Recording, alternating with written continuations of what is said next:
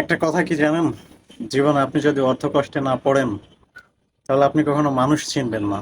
আপনি জীবনের অনেক কিছু থেকে অজানা থেকে যাবেন। যাদেরকে নিয়ে আপনি 5 স্টার 7 স্টারে বসে খাচ্ছেন, যাদেরকে নিয়ে আপনি এক্সপেন্সিভ কফি শপে কফি চুমুক দিচ্ছেন, দেখবেন আপনি সামান্য একটু খারাপ সময় ফেস করেন, তাদেরকে আপনি ফোন দিবেন, ফোন ধরবে না।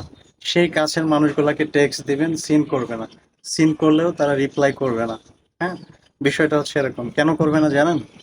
তারা কিন্তু জেনে গেছে যে আপনি অর্থে কষ্টে আছেন, একটা খারাপ সময় আছেন। দ্যাটস ওয়াই তারা আপনাকে রিপ্লাই করবে না।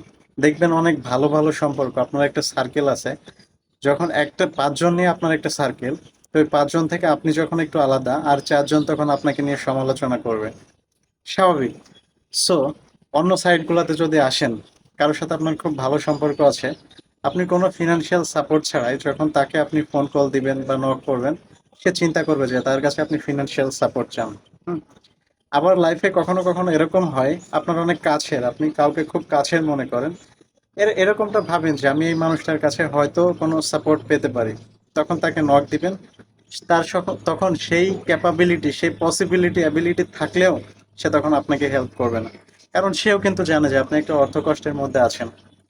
তো জীবনের এটা আমার মনে হয় যে মূল একটা থিম, নিজেকে চেনা, নিজেকে বোঝার এবং জীবনকে উপলব্ধি করার। সো আসলে অর্থে কষ্টে পড়া বা খারাপ সময় ফেস করা, এটা আমাদের প্রতিটা মানুষেরই মনে হয় উচিত, বা কম বেশি সবার জীবনে এই সময়টা আসা উচিত। এই সময়টা না আসলে আপনি কখনোই নিজেকে বুঝবেন না, জীবন কি, আর আপনার আশেপাশের মানুষগুলা কেমন, কাদের সাথে আপনার চলাফেরা বসবাস। বাট সবশেষে হচ্ছে এটাই, সময় যেরকম চিরদিন একরকম থাকে না, বাতাস কিন্তু একদিকে বয় না, কারো জীবনে দুঃখ কষ্ট কিন্তু সারা জীবন থাকে না। হুম, এটা সীমিত সময়ের জন্য। স্রষ্টা হচ্ছে মানুষকে দুঃখ কষ্ট দেয়, খারাপ সময় দেয়, জাস্ট নিজেকে চেনানোর জন্য, বোঝানোর জন্য। এছাড়া আমার মনে হয় যে আর কিছু না।